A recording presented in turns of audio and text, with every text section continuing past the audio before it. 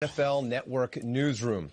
Well, tight end Rob Gronkowski following a familiar script when there's a potential controversy in New England. Keep things in-house. Don't say too much. And if you do, be vague about it. Gronk having to address an issue raised by his older brother, Chris.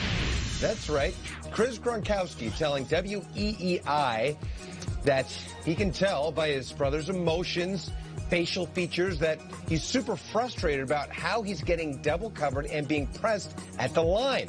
Chris went on to say his younger bro wants to get the ball in his hands and make plays. Rob clarified his brother's comments.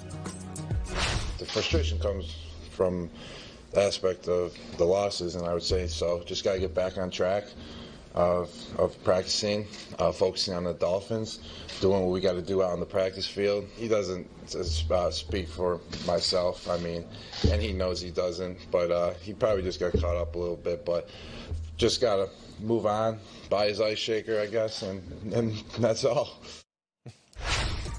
Oh, Gronk. Well, Gronk and company will be short a running back, a valuable one at that. The Patriots placing Rex Burkhead on injured reserve. Burkhead suffering a neck injury in the loss to the Lions. He was the team's leading rusher through 3 games. Count on seeing more Sony Michel and James White Sunday against the Dolphins.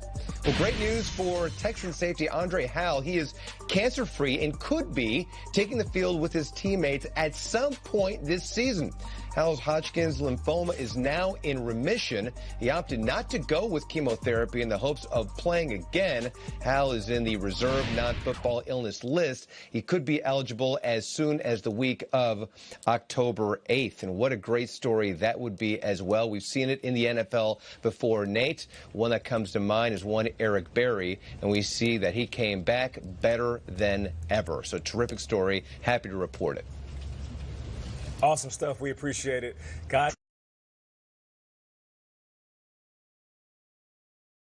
True champions. Appreciate that, Will. We'll check back in with you a little bit later. Now it's time once again to announce the NFL Way to Play recipient for the week. The NFL has created the Way to Play initiative in order to promote correct playing technique. Each week, a panel of NFL legends will select a player who exemplified proper technique in an NFL game. That panel includes Hall of Famers Orlando Pace, Ronnie Lott, who was a hell of a hitter, and former NFL running back Merrill Hodge, former Colts head coach Chuck Pagano, and finally, NFL Network's very own, my guy, Willie McGinnis. The winner receives a personal letter from the commish, as well as a $2,500 donation and a player's name to a high school or youth football program of his choice.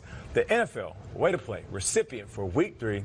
It's a guy we all love here on the show, linebacker for the Seahawks, Shaquem Griffin. Let's break down this play. This is how he showed the way to play. Here's the punt by Peter's guy, Michael Dixon. Shaquem is actually the up back right here, and he's going to come down and have a proper hit on Tavon Austin, who was one of the top returners, top speedsters in the game. Check him out right here. Goes out there, puts the helmet to the side of the shoulder pads, puts his left shoulder pad in the middle of his numbers, takes him down, wraps him up with 2 arms, and I have to say it, one hand. Check him out right here. The up back, 49, going down, pure speed as we know. He displayed that in the combine. And here he is, tracking him, in a proper hit. Oftentimes, because I was a returner, I know what those guys are thinking. The guys are coming down to really knock my head off. And they were often described as guys that were kamikaze because they didn't care if they hurt themselves and they didn't care if they hurt you as a returner. They're just trying to get the ball out or get you out of the game. There's a way to play special teams and not have to hurt yourself or hurt the guy with the ball. So, Shaquem, I appreciate you for tackling the right way, putting your head outside of the frame of the helmet in the upper chest, and then putting that shoulder right there in the middle of the offensive player, and then driving him to the ground without driving him into the earth.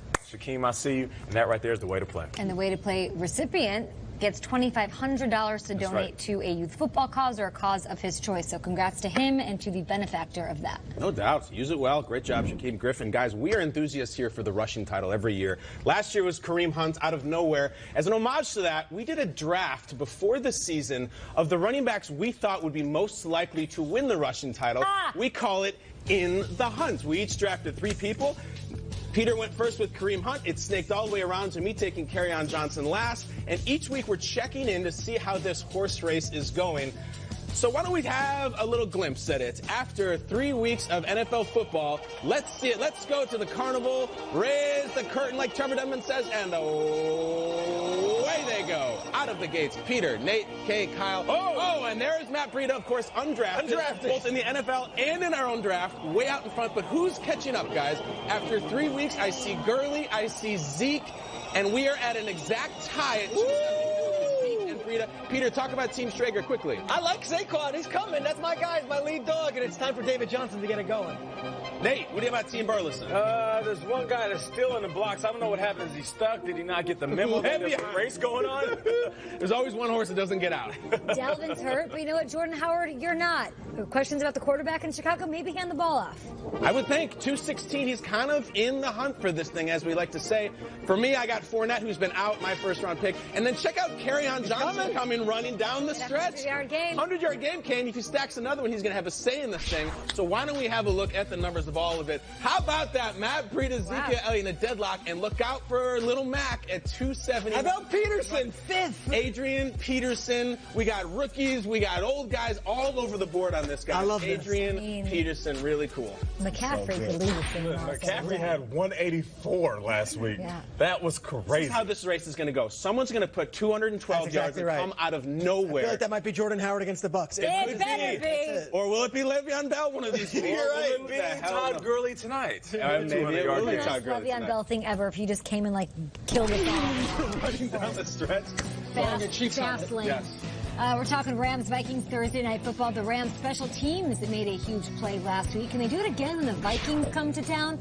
We'll check in with Omar Ruiz. He's in L.A. You're looking at the Coliseum live hours before kickoff to Week 4.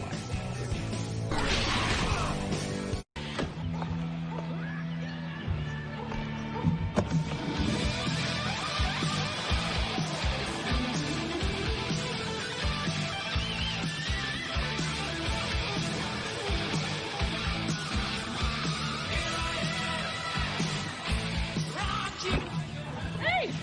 Hi, just stretching out. Groceries.